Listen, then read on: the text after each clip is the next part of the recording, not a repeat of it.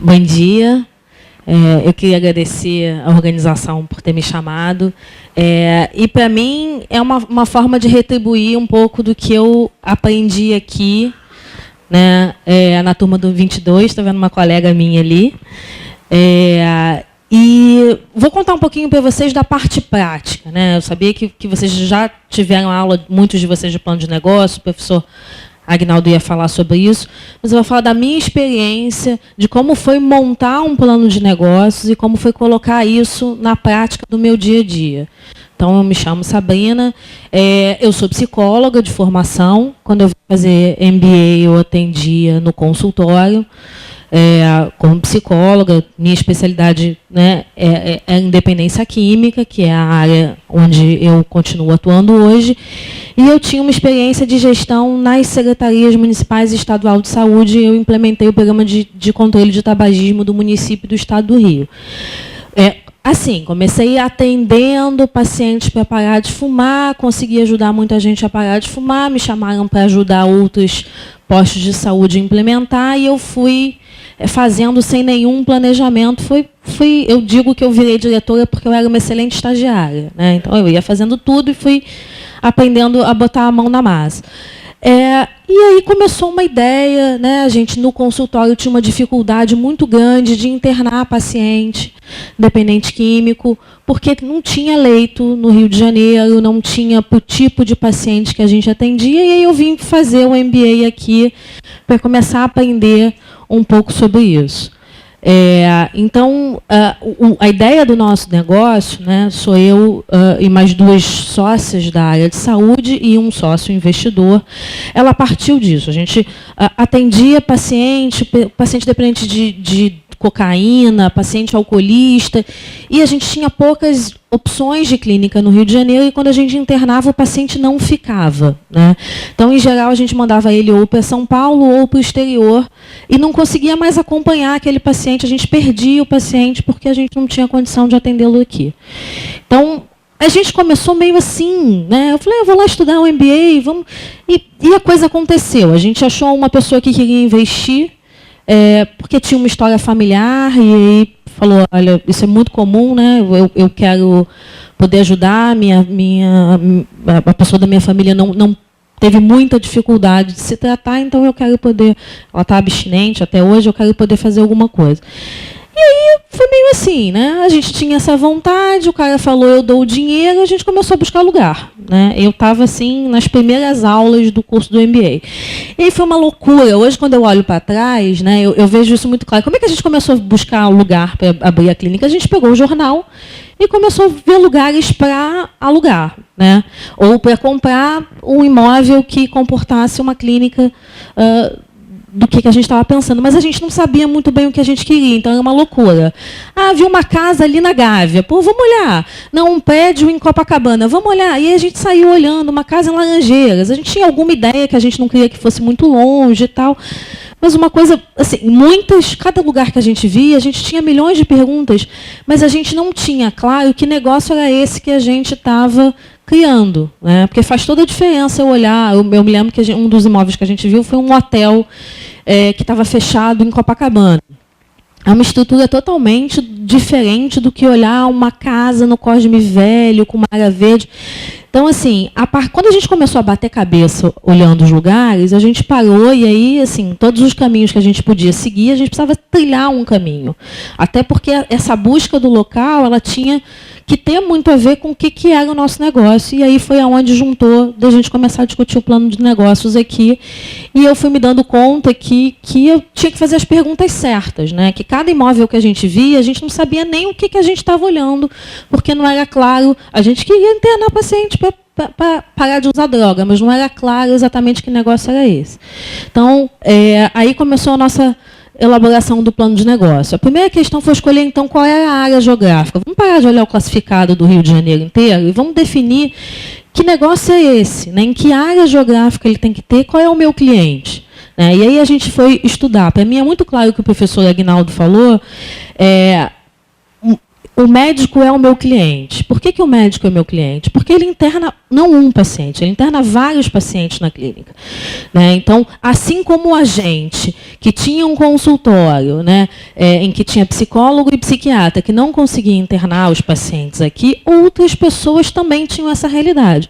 Então, a gente foi atrás dessas pessoas, né, e foi mapeando elas. Quantos médicos eu tenho que atendem na Zona Sul? Quantos médicos eu tenho que atendem na Barra da Tijuca?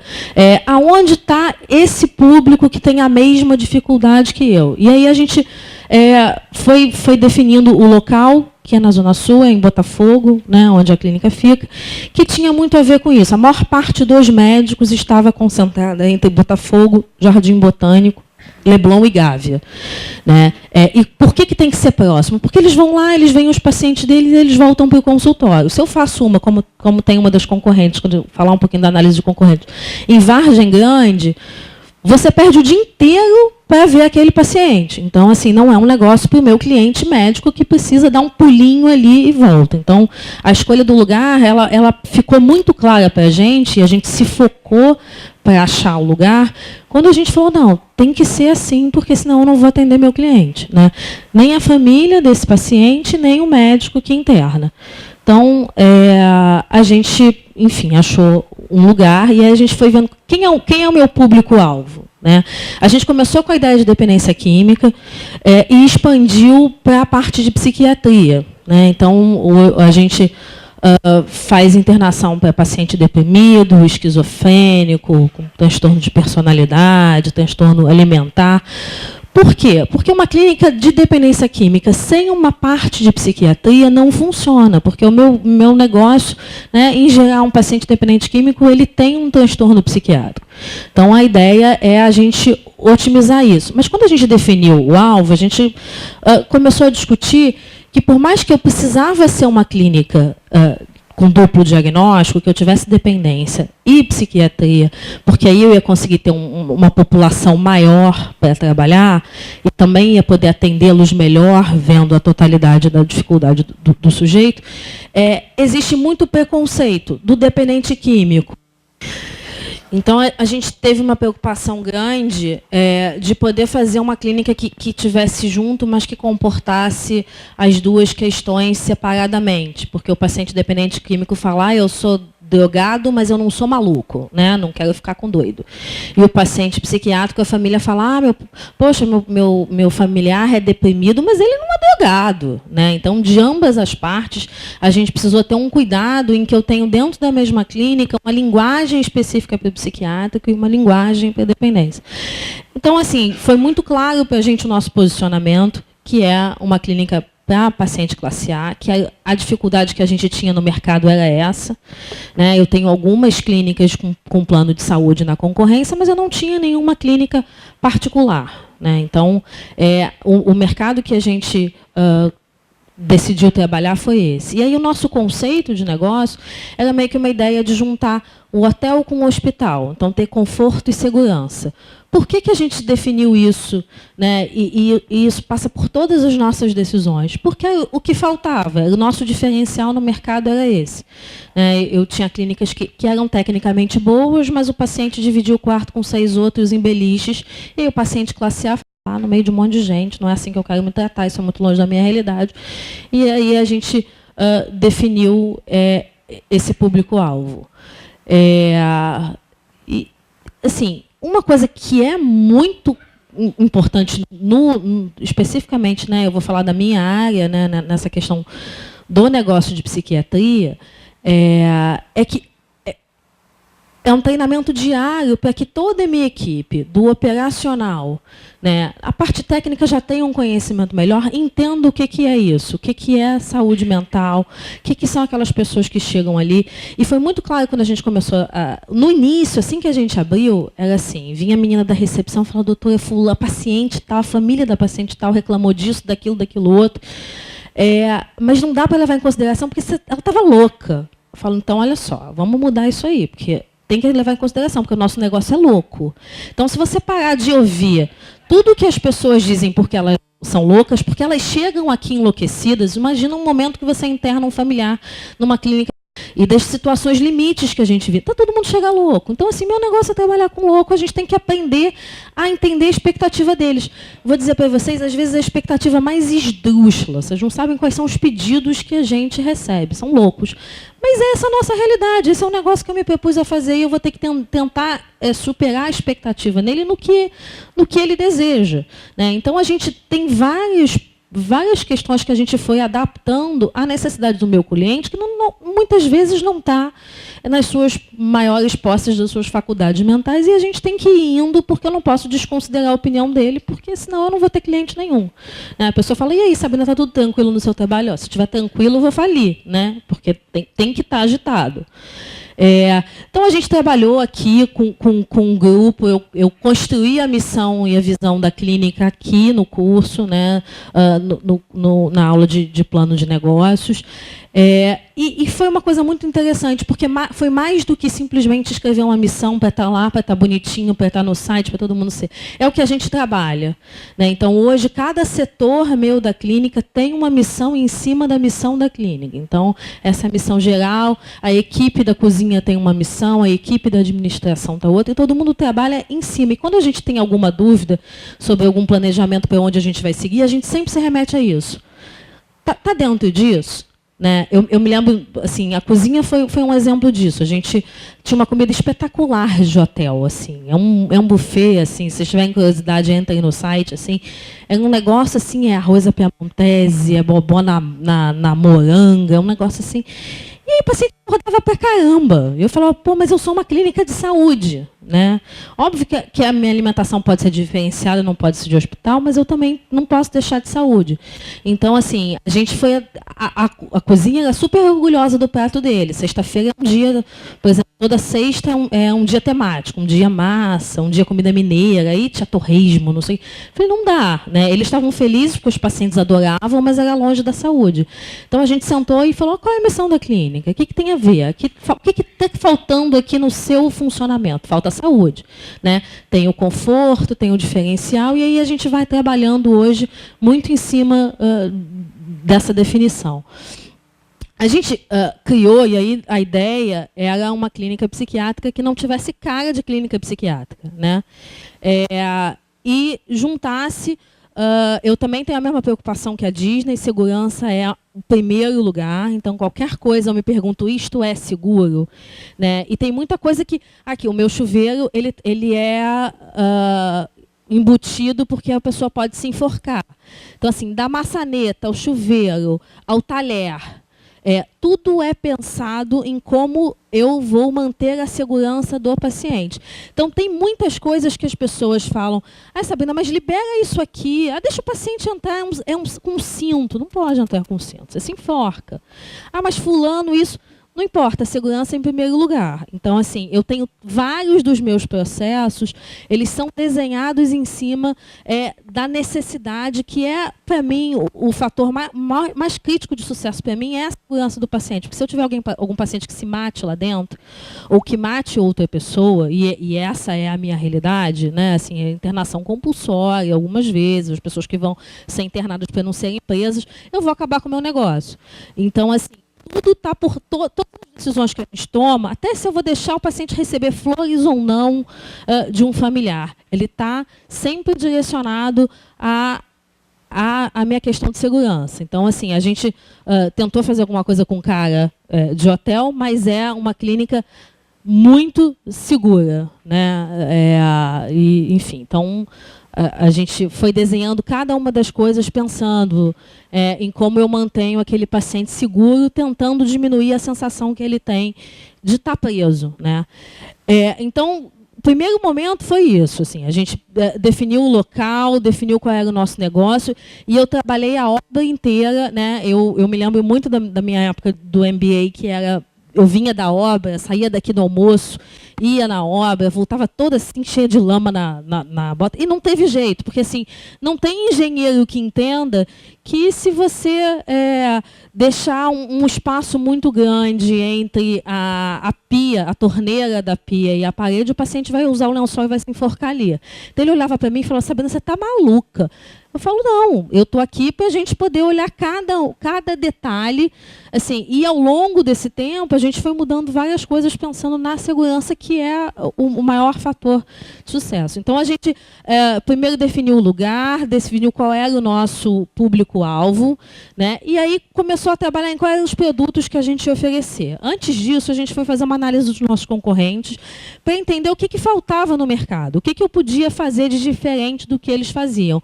Eu tinha vantagem de ter tido essa experiência. Por quê? Porque a gente, como equipe assistente, a gente internava nas outras clínicas, né? Eu não tinha uma clínica própria, eu tinha um paciente ambulatorial e botava numa clínica e ia lá atender o paciente.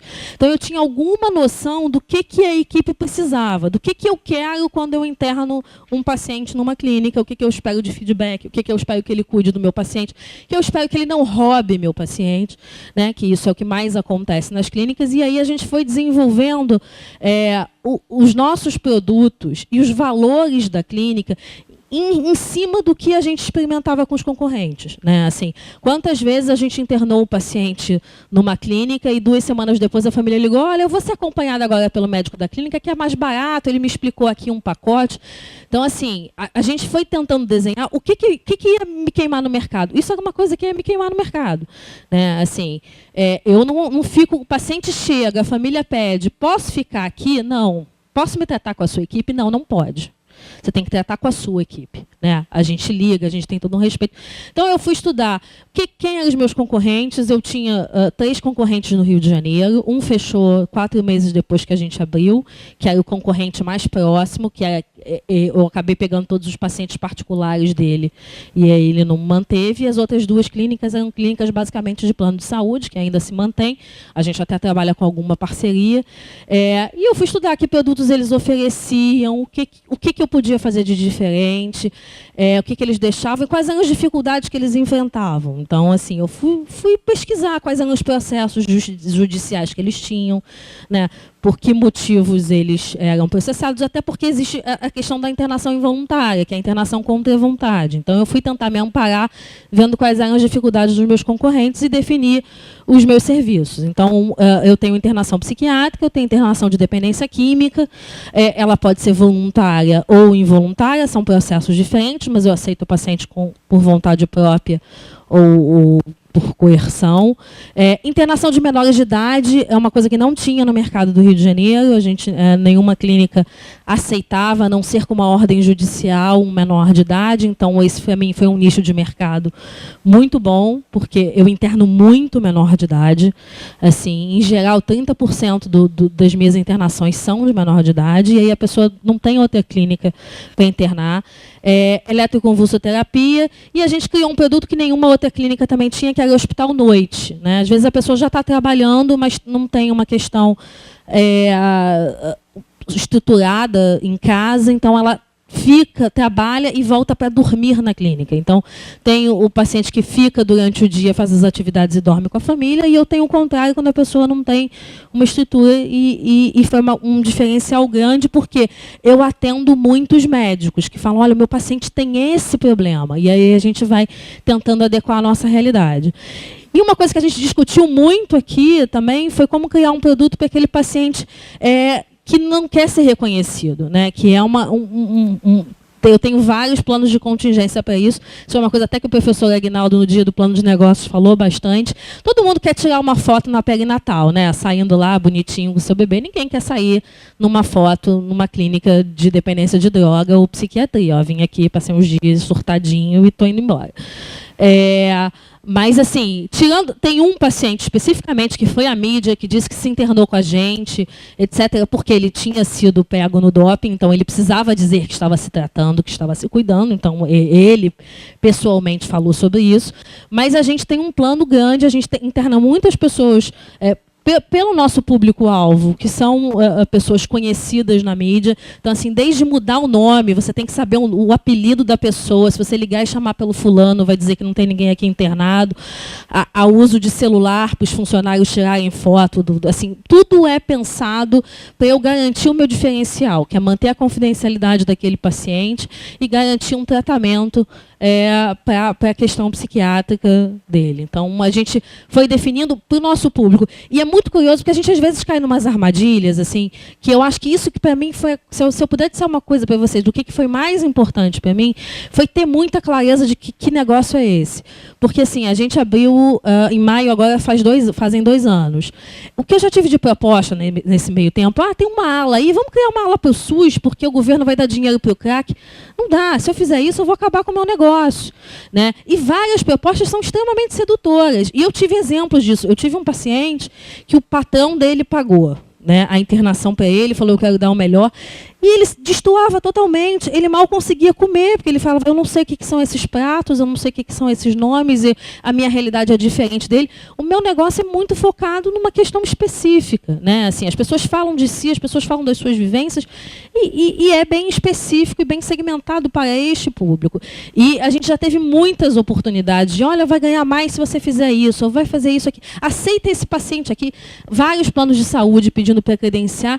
Não adianta. Assim, ou eu vou me seguir fiel ao que eu acredito, ou eu não vou fazer nem bem uma coisa ou a outra. Então, acho que isso foi a coisa mais importante no meu plano de negócio, foi ter essa clareza de quando a gente fica angustiado, porque eu quero ter o retorno do investimento mais rápido, porque eu preciso pagar esse negócio.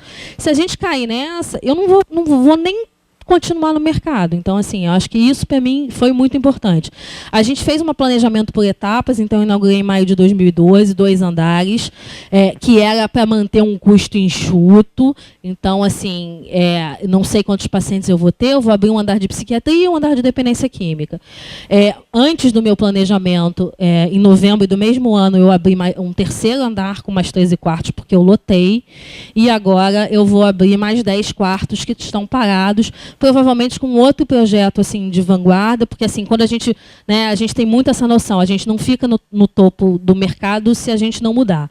Então, a gente provavelmente vai abrir uma outra ala, que é um halfway house, que é uma questão, uma moradia assistida para um paciente que não se mantém abstinente lá fora, mas não tem indicação de internação. Então, a gente vai lançar um programa novo, que não tem aqui no Brasil, né, para tentar sempre estar inovando. Assim. A gente conseguiu se lançar, conseguiu estar bem no mercado, menos tempo do que a gente imaginava, e agora a gente se preocupa porque o meu concorrente que fechou está se organizando para reabrir, para competir, né, e eu preciso me avançar antes que ele reabra. Então, a gente também, obviamente, não vou apresentar aqui para vocês, mas uma coisa que a gente discutiu muito, vocês podem imaginar, não é uma clínica de pequeno porte, hoje eu tenho 100 funcionários, então a gente discutiu muito a questão do investimento, como é que ia ser, né, como é que ia trabalhar com esses colaboradores. O meu colaborador é um colaborador diferencial, ele, por exemplo, faz testagem toxicológica, eu tenho que garantir que meu funcionário não usa droga, né, porque esse é o meu negócio. Eu não posso ter um funcionário que coloque isso em risco. E eu tenho 300.000 processos específicos para me manter isso. Assim, o que pode entrar na clínica, o que não pode, onde que é o escaninho do funcionário. Esse profissional ele tem que ser treinado. A pessoa da higienização ela tem uma importância no processo terapêutico enorme para mim. Né?